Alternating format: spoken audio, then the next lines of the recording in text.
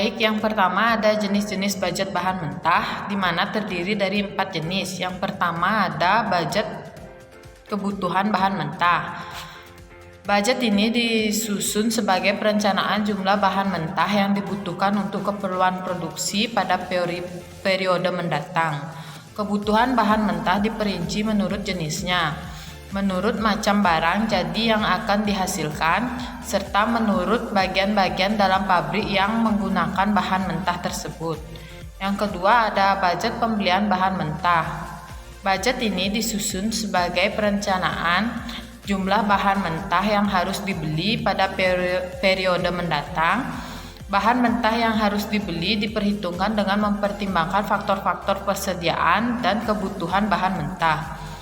Yang ketiga ada budget persediaan bahan mentah, di mana jumlah bahan mentah yang dibeli tidak harus sama dengan jumlah bahan mentah yang dibutuhkan karena adanya faktor persediaan.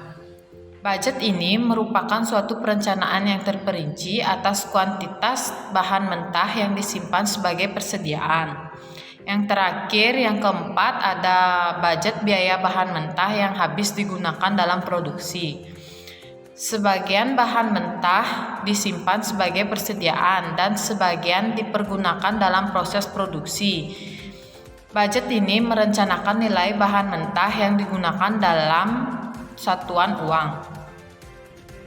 Baik, selanjutnya budget unit kebutuhan bahan mentah. Telah diterangkan bahwa bahan mentah yang dipakai dalam proses produksi dikelompokkan menjadi bahan mentah langsung dan tidak langsung. Anggaran kebutuhan bahan mentah disusun untuk merencanakan jumlah fisik bahan mentah langsung yang diperlukan, bukan nilainya dalam rupiah. Sebagaimana halnya dengan anggaran-anggaran yang lain, bagi anggaran unit kebutuhan bahan mentah ini tidak juga tersedia dalam bentuk khusus yang harus dipergunakan. Ini berarti bahwa tiap-tiap perusahaan mempunyai kebebasan untuk menentukan sendiri bentuk serta formatnya sesuai dengan keadaan perubahan masing-masing atau perusahaan masing-masing. Secara terperinci, pada anggaran ini harus dicantumkan yang pertama jenis barang yang dihasilkan, yang kedua jenis bahan mentah yang digunakan, yang ketiga bagian-bagian yang dilalui dalam proses produksi, yang keempat standar penggunaan bahan mentah, dan yang terakhir waktu penggunaan bahan mentah. Menentukan kebutuhan bahan mentah. Jumlah bahan mentah yang digunakan untuk proses produksi dalam satu periode waktu tertentu dapat ditentukan dengan berbagai cara. Yang pertama, perkiraan langsung. Cara ini mengandung banyak risiko, antara lain berupa terlalu besar atau terlalu kecil perkiraannya. Karena itu, cara ini lebih baik diserahkan kepada pihak-pihak yang telah berpengalaman dalam produksi barang yang pada waktu-waktu sebelumnya. Bagi mereka, cara ini lebih menguntungkan karena yang pertama lebih mudah, yang kedua lebih cepat, dan lebih ringan biayanya. Terus yang kedua, berdasarkan perhitungan standar penggunaan bahan, standar penggunaan dihitung dengan berbagai cara, seperti dengan melakukan percobaan-percobaan di laboratorium dan menggunakan percobaan khusus di dalam pabrik. Dengan berdasarkan diri pada pemakaian nyata waktu yang lalu tercatat pada Bill of Material dan dengan melihat angka penggunaan rata-rata yang ditentukan secara statis. Selanjutnya ada pembelian bahan mentah. Anggaran pembelian bahan mentah berisi rencana kuantitas bahan mentah yang harus dibeli oleh perusahaan dalam periode waktu mendatang.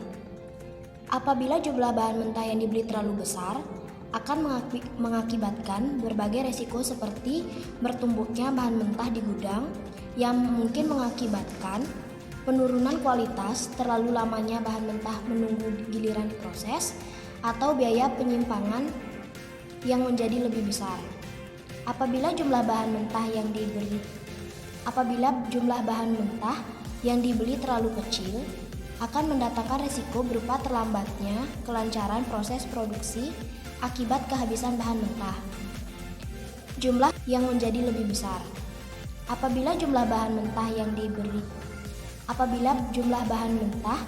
dibeli terlalu kecil, akan mendatangkan risiko berupa terlambatnya kelancaran proses produksi akibat kehabisan bahan mentah. Jumlah pembelian yang paling ekonomis atau economical order quantity atau EOQ. Hal yang perlu selalu dipikirkan oleh perusahaan selain besarnya kebutuhan juga besarnya jumlah. Hal yang perlu selalu dipikirkan oleh perusahaan selain besarnya kebutuhan juga besarnya jumlah bahan mentah setiap kali dilakukan pembelian yang menimbulkan biaya paling rendah tetapi tidak mengakibatkan kekurangan. Menghitung EOQ dipertimbangkan dengan dua jenis biaya yang bersifat variabel, yaitu yang ada dua, biaya pemesanan dan biaya penyimpanan. Yang pertama, biaya pemesanan. Biaya pemesanan yaitu biaya-biaya yang dikeluarkan sehubungan dengan kegiatan pemesanan bahan mentah. Biaya ini berubah-ubah sesuai dengan frekuensi pemesanan. Semakin tinggi frekuensi pemesanannya, semakin tinggi pula biaya pemesanannya.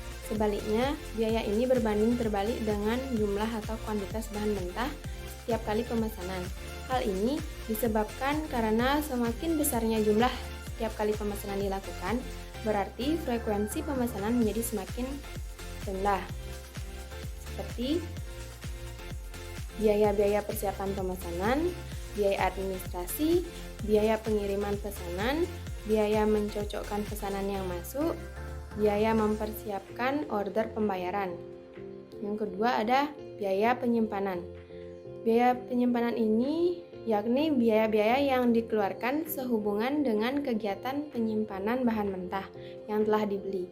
Biaya ini berubah-ubah sesuai dengan jumlah bahan mentah yang disimpan. Semakin besar jumlah bahan mentah setiap kali pemesanan, maka biaya penyimpanan akan semakin besar pula. Jelaslah bahwa biaya penyimpanan mempunyai sifat yang berlawanan dengan biaya pemesanan, yakni seperti biaya pemeliharaan, biaya asuransi, biaya administrasi, maupun biaya perbaikan kerusakan. Baik, presentasi selanjutnya yaitu tentang budget biaya dan bahan mentah. Tidak semua bahan mentah yang tersedia akan habis digunakan untuk produksi. Hal ini disebabkan karena dua hal, yakni yang pertama perlu adanya persediaan akhir yang akan menjadi persediaan awal periode berikutnya. Yang kedua yaitu perlu adanya persediaan besi agar kelangsungan produksi tidak terganggu akibat kehabisan bahan mentah. Bahan mentah yang telah digunakan dalam proses produksi harus dihitung nilainya.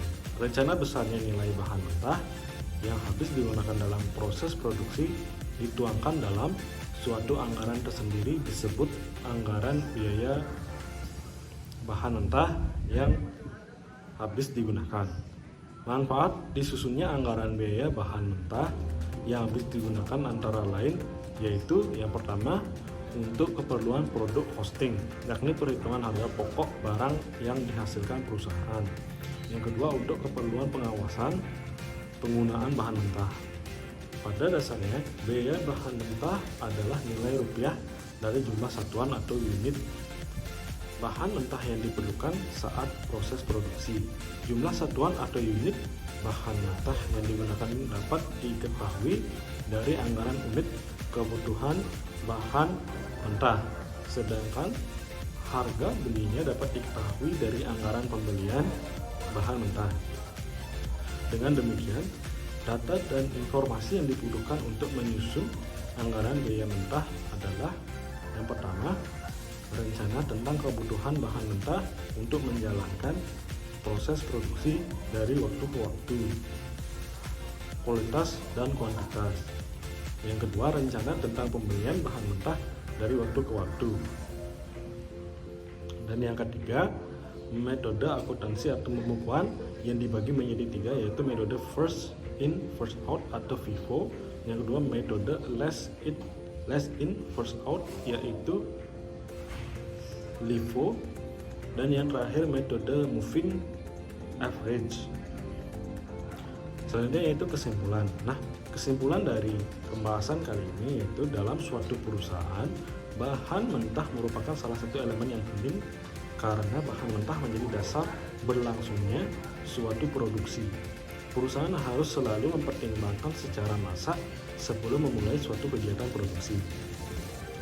Pengendalian terhadap bahan mentah maupun biaya yang ditimbulkan untuk menjaga kelancaran produksi harus dipertimbangkan mengenal tersedia bahan mentah agar dapat memenuhi keperluan produksi jangka panjang maupun jangka pendek, di mana setiap perusahaan akan melakukan tahap-tahapan penting dalam kebutuhan bahan dasar mentah, budget bahan mentah, maupun unit kebutuhan bahan mentah lainnya demi kelancaran tujuan produksi pada suatu perusahaan. Baik, demikian presentasi dari kami. Kami tutup dengan para mesanti. Om Swastiastu.